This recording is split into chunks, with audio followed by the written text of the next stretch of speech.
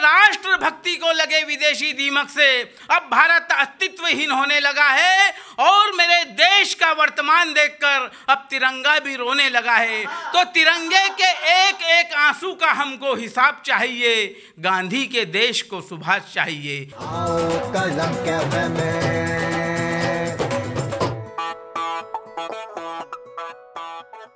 दोस्तों नमस्कार, शाम के 5 बज चुके हैं और कलम कैफे के माध्यम से आप और हम फिर साथ में हैं।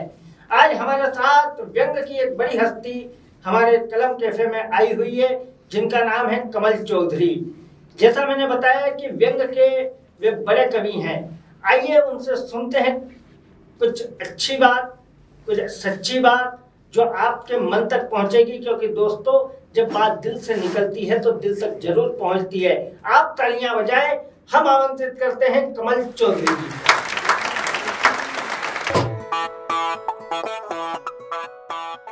नमस्कार दोस्तों, कलम कैफे साहित्यिक मंच के सभी श्रोताओं को मेरा नमस्कार। मैं उज्जैन से कमल चौधरी।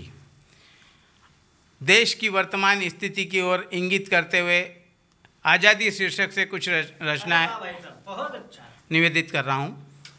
कुछ पंक्तियाँ देश की वर्तमान स्थिति की ओर संकेत करते हुए आज़ादी शीर्षक से कि गुलाम भारत में आज़ादी की आंधी, गुलाम भारत में आज़ादी की आंधी लेकर आए थे महात्मा गांधी। चले गए गांधी, रह गई आंधी, जिसमें उड़ती बेशर्मी की धूल, तिनको सा बिखर गया नेहरू का फूल। पाश्चात्य के बवंडर में ढह गई संस्कृति की इमारत, शेष रह गई उनकी खादी जो विलायती सिल्क में मिलकर बची है आधी।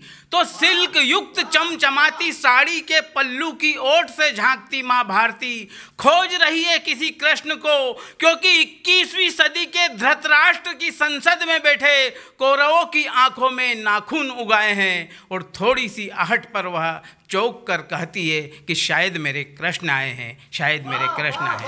वो कृष्ण जो सच्चाई को पचा सकता हो, लालच से खुद को बचा सकता हो, इच्छाओं का दमन कर सकता हो, अंतर मन के शैतान का शमन कर सकता हो, सिद्धांतों के बीज लगा सकता हो, सुसंस्कारों की फसल उगा सकता हो, यथार्थ के धरातल पर जी सकता हो, मदिरा के बदले आंसू पी सकता हो और राष्ट्र के हित में गर्दन कटा सकता हो, और राष्ट्र के हित में गर्दन कटा सकता हो। लेकिन अफसोस आधुनिक कृष्ण भी आज पवित्र नहीं है और राजनीति में गांधी जैसा चरित्र नहीं है। फिर आज के आदमी को गांधी के चरित्र से क्या लेना देना?